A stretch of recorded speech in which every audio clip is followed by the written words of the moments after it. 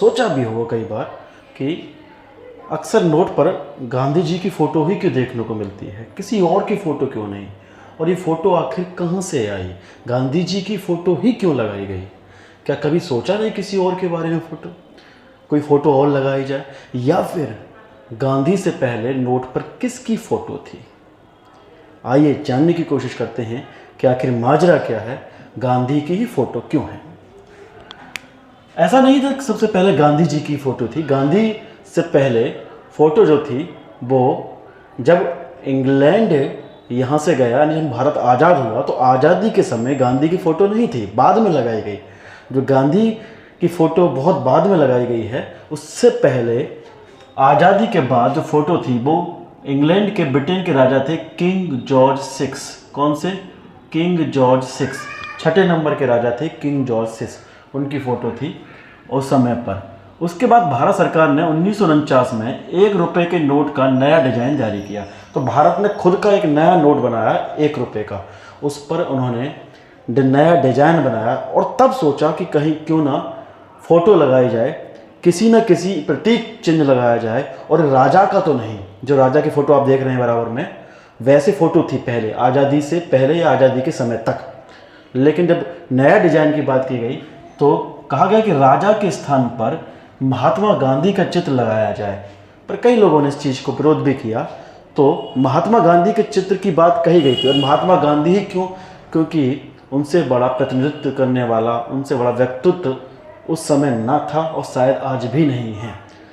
फिर 1950 में भारत सरकार ने ये 2 रुपये, 5 रुपये, 10 रुपये, 100 रुपये के नोट जारी किए, और फिर गांधी की फ़ोटो फिर भी नहीं लगाई गई, और उन नोटों पर अशोक स्तंभ का चिन्ह लगाया गया। जो आप देख रहे हैं, अशोक स्तंभ की फ़ोटो लगाई गई।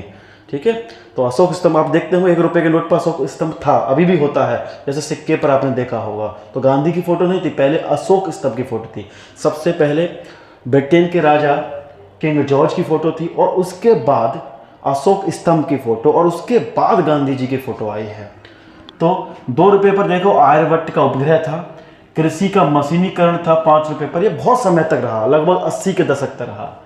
लेकिन 1969 में, आपको पता होगा, 2 अक्टूबर 1869 को गांधी जी का जन्म हुआ। तो लगभग 100 साल बाद गांधी जी की जयंती पर, उस समय आरबीआई के गवर्नर थे LK झा, उन्होंने पहली बार 100 साल होने के बाद पहली बार गांधी जी के नोटों की श्रृंखला जारी की। गांधी जी का फ़ोटो लगाया गया, और गांधी जी का कौन सा फ़ोटो नोटों पर लगा, आप सबने देखा है, एक मुस्कुराता हुआ फ़ोटो है इनका।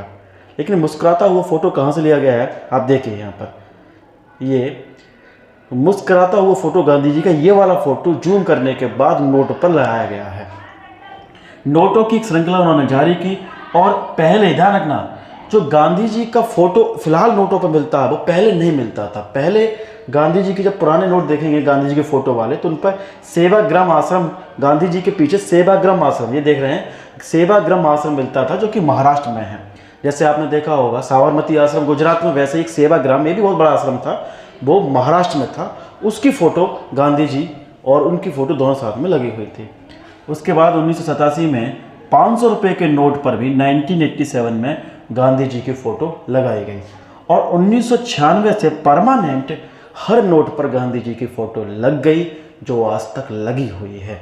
तो जो गांधी जी की फ़ोटो आज हम देखते हैं वो परमानेंट हर नोट पर 1996 से लगी हुई है।